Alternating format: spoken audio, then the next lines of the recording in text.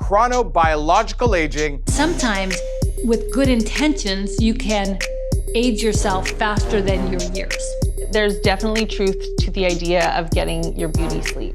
It's not an old wives' tale. It's actually a scientific fact. You guys have all heard about Hailey Bieber's standard is to go to bed looking like a glazed donut. She might be onto something.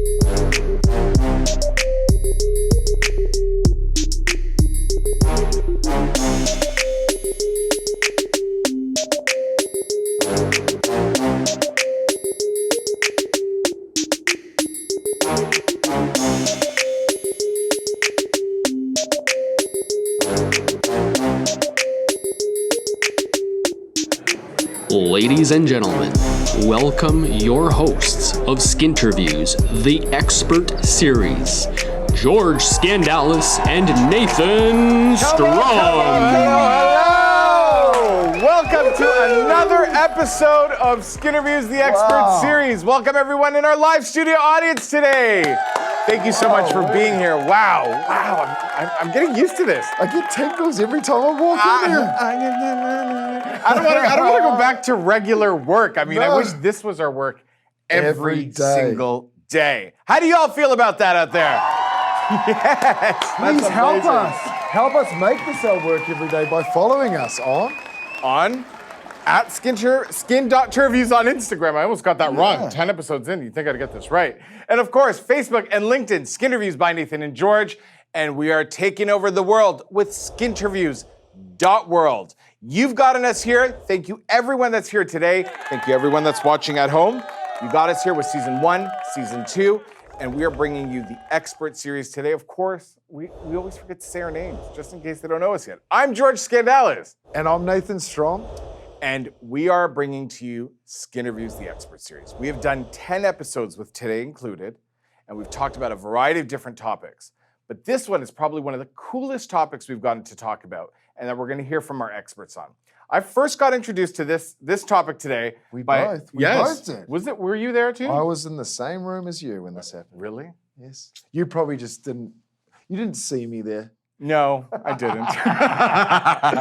We actually got introduced to this topic. We got introduced to this topic by an amazing friend, an amazing colleague in the industry, an educator in the industry, Miss Perry Lomax. Perry, if you're watching, I wish you could have been in our live studio audience. We miss you. We love you. And today we're talking all about, Perry, your favorite topic, chronobiological aging and the circadian rhythm. What is chronobiological aging? What is the circadian rhythm? Well, we're going to learn about that today. It's actually the system, your internal clock, let's say, that lets you know what to do, when to do it. And if we follow it, we'll be able to understand what skincare to use, when to use it, what treatments to do, how to use them, when to maximize the effects of everything we do in our lives. 100%. It affects our exercise. It affects when we eat. In fact, I used to joke around. I mean, we both come from a skincare background, and that we used to train, and there would be a night product and a day product. And someone would say to me, well, can I use my night cream during the day? And I used to say, of course you can. There's no clock in the night cream. It doesn't know whether it's day or night. You can use it whenever you see fit or when it fits on your skin the best, I guess you could say. But Perry taught us about the circadian rhythm. Harry did teach us And about now we it. understand why you use certain products to maybe protect during the day. And repair at night. Because you increase cellular communication. And this is the amazing thing about the circadian rhythm. It lets us know how our skin is acting at different times of the day. How many of you out there, and we can, again, let's ask our studio audience, give me a show of hands if you wake up in the morning and your skin is either dry or balanced, but by midday or in the afternoon, you're super greasy or oily, right? Yes, me too. That has to do with your circadian rhythm because your body's producing different sebum at different types of day. Sebum is your body's natural oil production for your skin. So we're gonna learn about what to do, when to do it, and how to use the circadian rhythm to maximize the benefits of our lives. And let's hear from our experts. But before we do, Right? We're 10 episodes deep now. Let's give our experts a huge round of applause. Absolutely. Absolutely. And we want to remind you all to go out and follow them on their social media handles, because it's a great way of showing them that you love what they're doing, the fact that they're doing this and they're giving you the information that you've been asking for.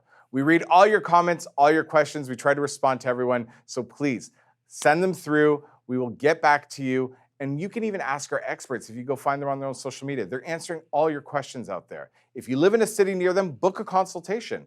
Go see them, get to know them personally. If you live in a city near us, Toronto or Ottawa, message us. Come and say hello. Yeah, we'd love to get to know you. We'd love to meet you. One episode left to get into our live studio audience. So make sure you go to skinterviews.world, click on buy tickets to get what tickets might remain for the last episode, which is coming in the following weeks, hopefully. See, I said weeks. I didn't specify. The producer's been on my case. We learned it halfway through the series. Okay, we've been really good. All right, are you ready to hear from our experts on chronobiological aging and circadian rhythm? Let's do it. See you soon. Oh, fist bump. Another 2, one? 3, 4. Bye, buddy.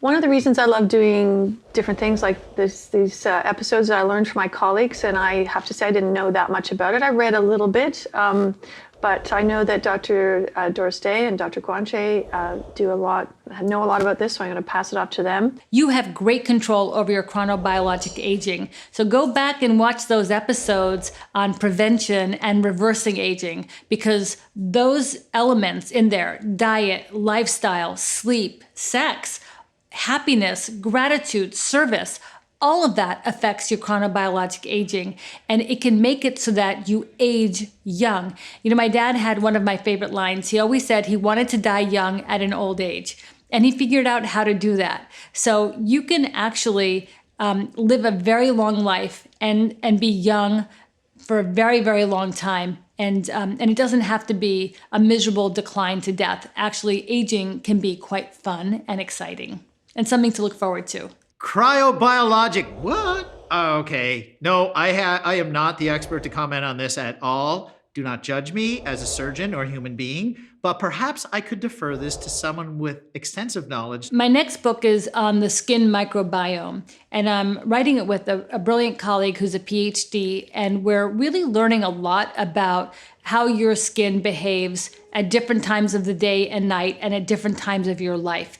And this is something that I think we're still in the infancy. I also just recently met with a company that looks at genetics of how you're aging and can really dive down deep into your personal genetics, where they were telling me that for some people, doing too much metabolic, heart exercise, cardiovascular exercise actually will advance their aging, and they need to do more strength training, whereas other people need to do more cardiovascular exercise and not as much strength training. And I see this in some of my patients. I have a patient in particular who has a genetic condition that's a known genetic condition where the more she exercises, the more scar tissue she makes on her heart. So I know what this company I'm working with says about genes is true, because we see it when genes malfunction that this can actually happen.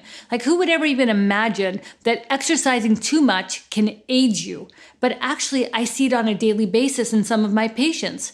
So we have something called the fit face syndrome, where their face can look gaunt and older from too much exercise and having too low body fat.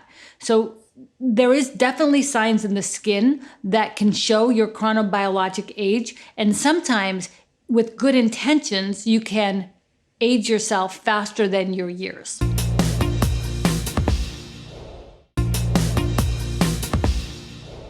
Chronobiological aging has to do with intrinsic aging. That means time passes and you're older. How does your body know when it's time to reach puberty? Thinning of the dermis, decreased elasticity, impaired reparative processes.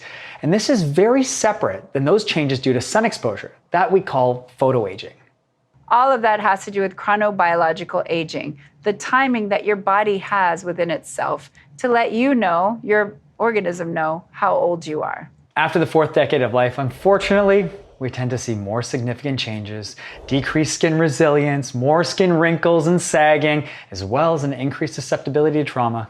I know, it's a hard pill to swallow.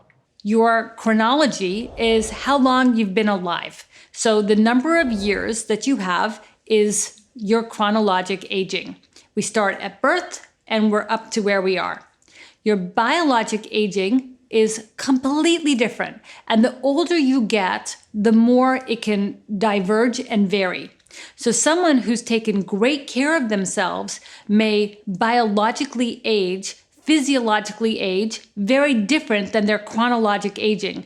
I have patients in my office who are close to 100, who walk in completely lucid, who we do a whole bunch of aesthetic treatments for, and they look amazing. They remember so much about their lives. They keep having to make new friends because their friends keep not aging as well as they do, but they tend to have a lot of younger friends. And they have a really positive outlook on life in most cases. And that biologic aging in those patients is very different than their chronologic age. I have patients in their 40s who sometimes seem much older than their years because they biologically, either genetically or lifestyle-wise, haven't taken as good care of themselves. And so they're aging biologically faster than their chronologic years. So as background, circadian rhythms are 24-hour cycles of physical and behavioral changes, and these can be affected by the light and darkness in a person's environment. First of all, the circadian rhythm is familiar to everyone, known also as jet lag. All you have to do is mess with your 24 hours, the night and day, and everything gets messed up, right? So we're all familiar with that. That has to do with something that's embedded in our DNA and our genes since we existed on this planet. Unfortunately, your body likes a regimen and likes you to try to follow the day-night cycles because that's how you evolved to be.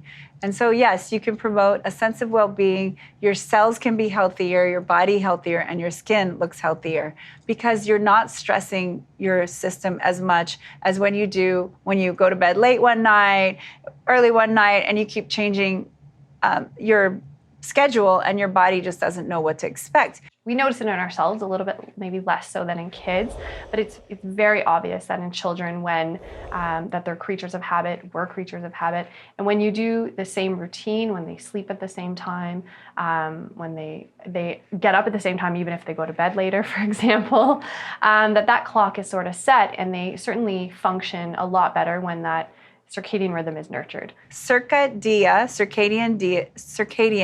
means around the day. And your pineal gland in your brain is what receives light and understands what time of day it is based on the angle and brightness of light and kind of determines what's going on in your body. In the morning, you secrete more cortisol and that gets you ready for your day. And then in the evening, you might secrete more melatonin, which is the sleep hormone, and that gets you drowsy. So for all of you that suffer from sleeping disorder, you're familiar with melatonin. When you take it, it's supposed to make you sleepy. But endogenously, meaning internally, we release that hormone which signals sleeping, and that has to do when the sun goes down, when it gets dark. And it's been shown that most people's strongest sleep drive occurs between the hours of 2 a.m. and 4 a.m. when there's very little exposure to natural light. Our brain function settles. Our heart pace, the pace of our heart slows down. Our adrenal gland doesn't produce catecholamines or adrenalines. Basically the system goes in sleep mode. So when you mess with that rhythm, that's when, it adds stress to your body. And it's important also in cancer research, we use the circadian rhythm and chronobiologic rhythm a lot to treat cancers or avoid cancers. There are a number of studies that do show that, for example, it's best shown in shift workers. And in medicine, we do have a number of people who do shift work, from emergency physicians and whatnot. And shift workers have a lot of there's a lot of studies that demonstrate that they have more challenges in certain circumstances and things like concentration and sort of other just things that we kind of take for granted because we sleep at night and we're awake during the day. These things don't get to be repaired in shift workers at night because of the light during the day is really inhibitory on our natural rhythm. So our retinas see the light, and it sends messages to our brain that we should be awake. And so I know when I was doing my medicine rotations and my emergency rotations, I could not sleep during the day. And that is actually when I got into using one of those fancy eye masks. And I haven't lost it since. I need that eye mask to sleep now. But that all started when I had to try and sleep during the day, which was next to impossible when I hadn't done it initially. So these are just things that, are all evidence that tells us how important the circadian rhythm is. And circadian variations have been shown to affect skin functions as well, which is really interesting. Everything from cell renewal, hydration, to sebum secretion. And there's actually research now on when the skin will be under the most stress, and as such, when repair is most needed. So I think that what happens is your cortisol peaks at a certain time of the day because that's the time that you're supposed to be rising, and that's what you need. It's like a steroid for your body, for you to wake up. If you don't go to bed when you're supposed to, you go through that drowsy phase and you don't go to bed, you might get another dose of cortisol. But what happens is you're not doing the renewal process for the next day that you needed to do. So you're not doing the resting that you needed to do to quench those free radicals, to repair, to create and produce some of the enzymes that you're going to need for DNA repair during the day. So you're getting yourself behind the 8 ball when you miss out on your rest, when you are inconsistent about your sleep-wake cycles. Any aberration of that rhythm, any changes, constant changes of that rhythm, it really adds stress to your body, because when your brain, when your heart, when your adrenal glands and thyroid glands, when they go into a certain mode and all of a sudden you disrupt that, it adds stress to the body, and then those organs can't perform the function they were meant to. That's the other thing, by the way. Cortisol increases blood sugar secretion. Increase your blood sugar because you release more glycogen from your liver because you're about to do something. Cortisol means your body is going to be ready. So when you increase sugar coming out of your liver or whatever your stores are, right? Anytime you spike your sugar, you're going to glycate your tissues and promote aging. So, and we also know that sugars are pro-inflammatory. So there's a lot we're studying having to do with glycation and sugars and inflammation, all together promoting aging. But our study had to do with measuring cortisol levels and sugar levels at different times of day in test animals, and basically based on what stress level they had or whether they got their regular hours, daylight cycles, or whether those were disrupted, and how did their biochemistry change based on how disrupted their circadian rhythms were. And aging has actually generally been found to be associated with a weakening of that circadian rhythm. So, as you can imagine, there's been an intense amount of active investigation in this field. The importance of circadian rhythms has led to the development of this new science associated with the effects of time on the body, and that's called chronobiology. And I think this area has been discussed a lot more frequently. There's a lot more research going into chronobiology. And as it relates to the skin, there's been more research as well, and it's become more topical lately as high energy visible light, or blue light from our phones, our computer screens, has been found to disrupt or reset our circadian rhythms, which can impact or alter our sleep. The circadian rhythm can work in your benefit if you try to wake up and go to bed at the same time every day. Our bodies have evolved these circadian rhythms over thousands of years, and these new phenomena are disrupting us and putting us out of sync. What is it? The blue light in our cell phones and our computer screens are actually disrupting our circadian rhythms. It also slows the production of melatonin that signals our brains to know that it's time for sleep. Some smartphones now actually have a night shift mode, which actually sets the light given off by your device to a more orangey hue. If you try not to use electronics the hour before you go to bed so that you're not falsely stimulating your pineal gland, which is the receptor in your brain for the light cycles, what happens then is you don't sleep well. If you don't sleep well, you are tired waking up, and then you start to take a nap during the day, and you ruin your own circadian rhythm of sleep-wake cycles. Sleep is so important. we have to get at least 8 hours of sleep a day.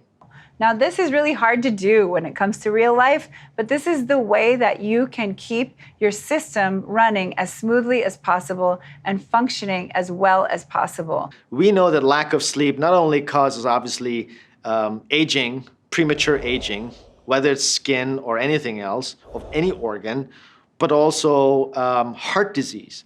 It also causes memory loss, Alzheimer's, dementia. Lack of sleep is directly related. It's not an old wives' tale. It's actually a scientific fact. If you look at presidents, for example, they're a great example of how disrupting your circadian rhythms can disrupt your appearance. They age in an accelerated fashion because of pressure, stress, but also changing time zones constantly for different presentations that they give. And so that is all wrapped up together to accelerate aging. I've talked about sleep in previous episodes, but as it relates specifically to sleep and the benefits or the harm, not getting enough sleep can be detrimental to our skin. And so I think, we do believe that it's important to be getting enough sleep. One study looked at people getting 7 to 9 hours of sleep compared to those getting 5 or less. And those that were getting more sleep exhibited lower skin aging scores. They had better water retention, reflecting this improved skin barrier function. They even had better recovery from redness. And I'm not aware of data that shows that if you sleep even more than that you'll have better benefit to your skin, but there's definitely truth to the idea of getting your beauty sleep. And then the other thing you can do is make sure you drink your stimulants early in the morning. Coffee, tea, anything that's a stimulant should be drunk early in the morning and not right before bed, because you don't want to disrupt your sleep trying to, drink coffee during the day because you have to study or whatever. What happens is a vicious cycle where you don't really sleep well at night, and then the next day you're a mess, and so you drink more coffee and more caffeine all day to stay awake. This is a vicious cycle that makes you unable to focus, and it exhausts your body. So those are my little tips. Go to bed and wake up at the same time every day. Caffeine early in the morning. No caffeine before bedtime. And then my one little tip that I love is melatonin at bedtime. That's just going to help you fall asleep at the right time every night. So simply putting down your phone and going to sleep with nothing more than a book can have the exact same effect. Think about doing it for your skin's sake. I do believe that the fact that you can't party or drink or stay up as late as you used to and still function the next day has to do with your circadian rhythms, but it also has to do with your level of responsibility. So I think to some extent between your 20s and your 40s, not functioning during the day in your 20s may not have as much of an impact on your life and livelihood as it does in your 40s. So some of that is our preconceived notion. And the other part of it is that your body just does not have the same reserve. And so you just can't abuse it like you used to and have it bounce back. And that's the same thing we talk about with sun exposure and sunburns and suntan. You can get all this sun damage in your 20s, it heals, you look tan, your skin still looks great. Try doing that amount of sun damage at 40s and you just don't recover. Your skin does not recover in the same way. So you just don't have that same reserve.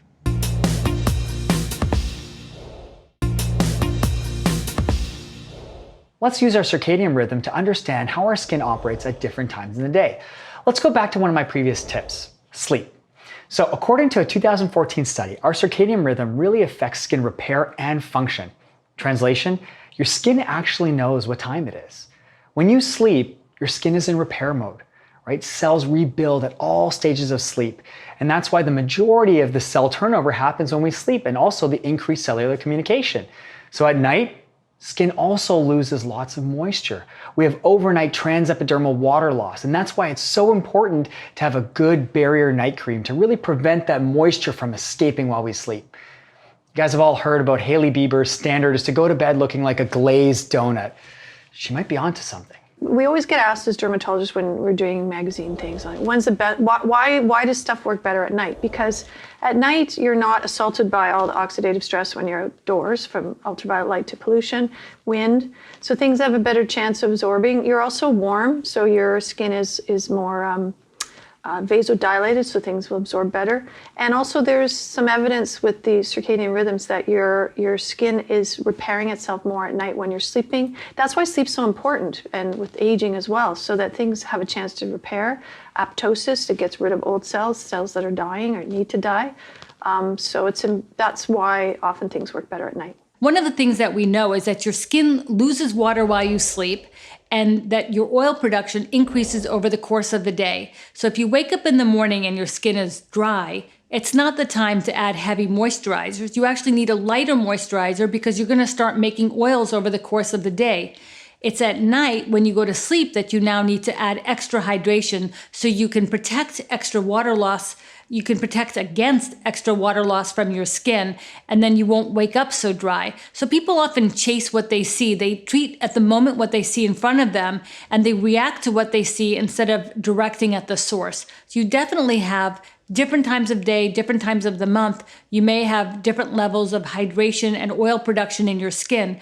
And sometimes I see skin that's oily but dehydrated. So we know that oil and water in your skin are two different things, that you may make more oils when your skin is dry. And the idea of that is to try to lock moisture into your skin.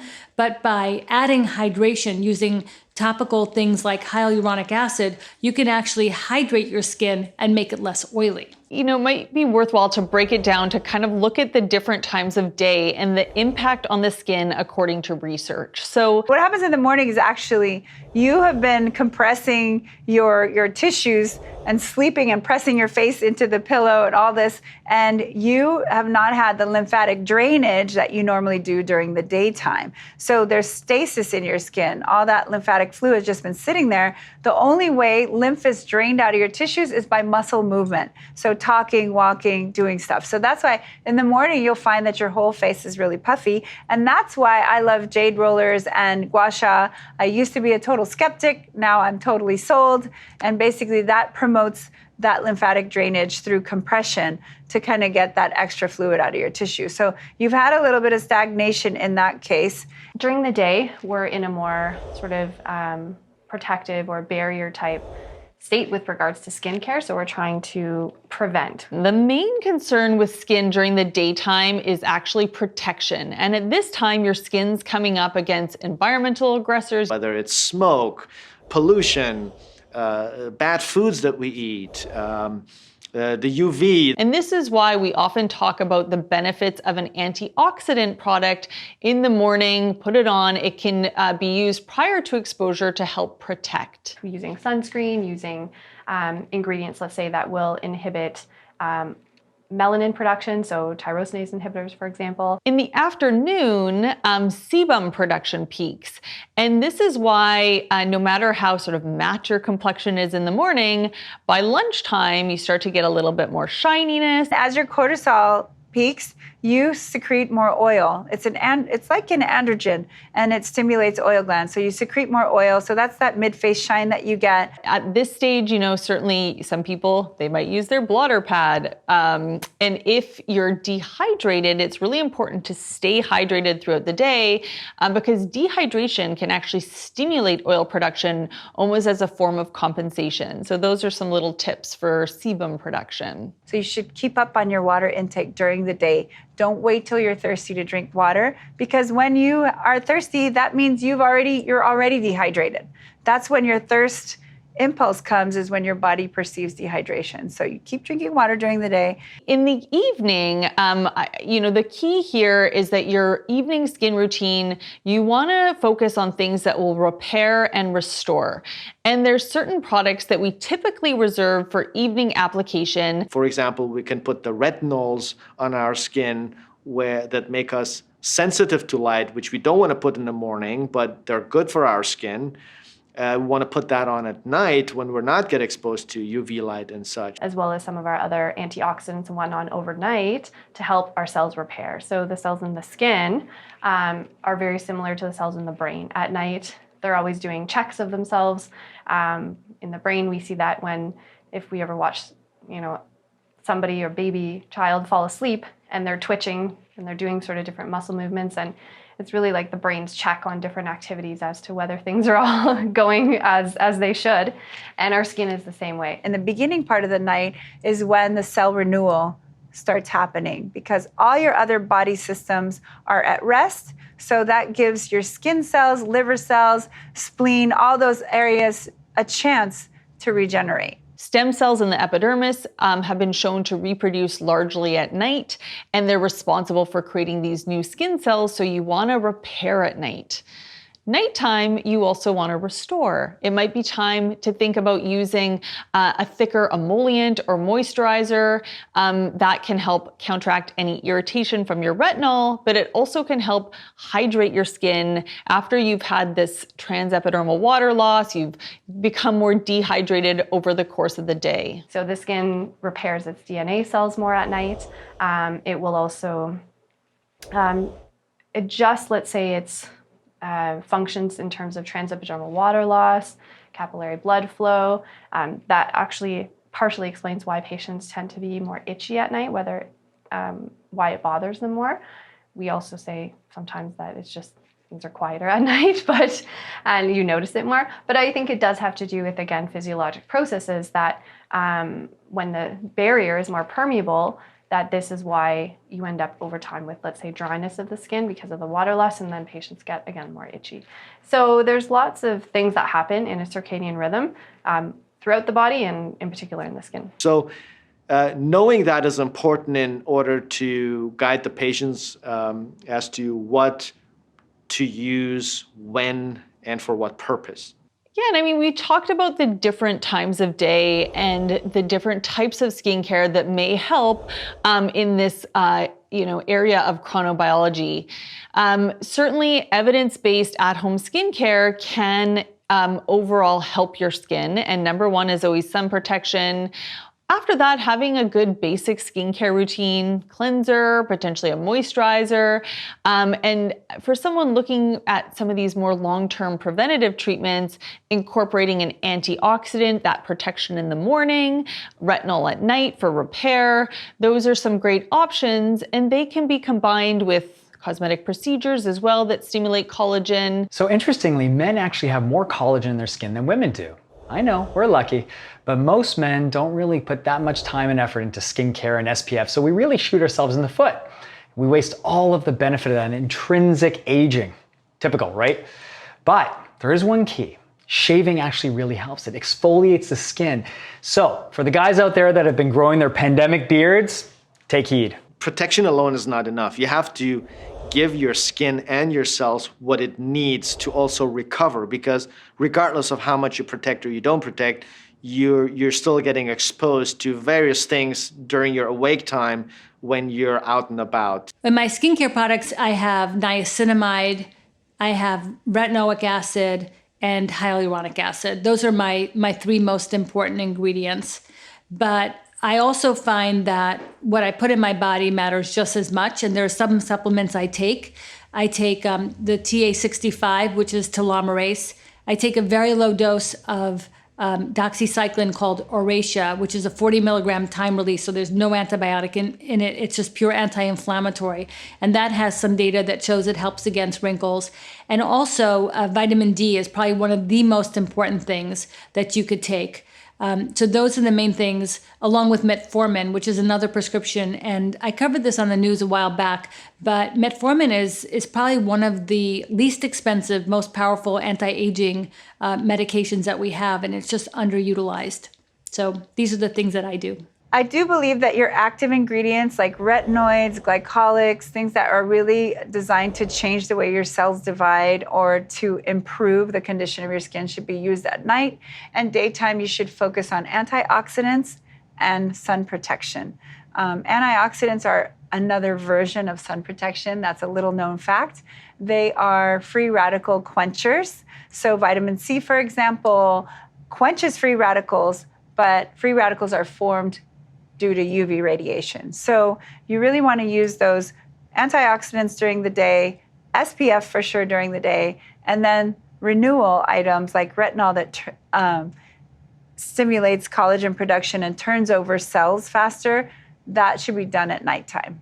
Everyone should have a dermatologist in their speed dial if they want beautiful, healthy skin. Because I have patients who come in every day with bags of products and breakouts and irritated, dry skin. So we sit there and we sort through the products they're using, the ingredients. Because if you look at the bottle for many of these, they're kind of making a lot of promises. So we buy based on the label of what the product is promising, not on what our skin needs or what our skin is like. And as a dermatologist, we study skincare, we study ingredients, we study products, and a lot of times we can simplify what you're using. I'm a huge fan of drugstore products, so it doesn't always have to be expensive. I have a skincare line that I've helped develop as well, where I've looked at where I think that there are needs in my patients, and my patients also being kind of everyman, and the need of the general population. And I've tried to fit in products that I think will help meet those needs, whether it's redness or skin aging or dryness, in ways that are very cosmetically elegant. So part of what's important in a product is not just what it's doing for your skin, but your overall experience in using it. And now we're going to another level of understanding the skin microbiome better. And the microbiome is all the germs and microbes that live on your skin that help keep your skin healthy. So having the right microbes on your skin can make the difference between young skin and old skin, even sometimes in the case of skin cancer. So we're learning more and more about this, and stay tuned for that book because it'll be out in about a year and it's going to be revolutionary, groundbreaking. Thank you for watching another episode of Skinterviews, the expert series. I have a really weird feeling about this episode, and it's probably because it's our 10th one in, which means we've only got one left. So usually when I'm at this point, I'm all excited, and I'm so grateful that you all watch it, and I'm so thankful, and and all this high energy. And today I'm kind of feeling sad, man. Like, it's flat. It's almost flat. We're almost come to an end of another great season. Well, we got to keep our energy up, right? Because the viewers still want to see us happy. They want to see us exciting. We got our live audience here. So we've got one episode left of Skinterviews, the expert series. It's coming soon. Yes. Not next week. Well, maybe next week. We don't know. We'll leave it up to the producer. Of course, if you want to find out when our next episode airs, where do you got to go? Skinterviews.world. Where do they follow us on social? At skin.interviews on Instagram and Skinterviews by Nathan and George on LinkedIn and Facebook. There you go. We got this down packed. 10 episodes in, we're getting pretty good. We might get hired. You think so? You think James Corbin would have us on his show? You might be dreaming now, George. I could do carpool karaoke. What song do you want to sing? Oh, I'm not singing.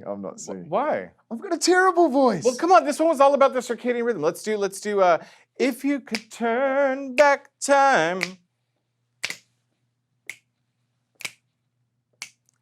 You're gonna leave me out here on my own, eh? Yes, I am. If you want to see us banter for one more week, you got to go to skinterviews.world and catch our next episode where we talk all about influencers versus our physicians. That's going to be an interesting one. This is going to be my favorite episode. Is it? I think so. I don't know. I'm still pretty big on episode 3 and 4, reversing aging and preventative aging. I wouldn't mind a butt lift from episode 2. I definitely need some Botox from episode 1. A facelift. You need that. We'll see you soon. See you next week.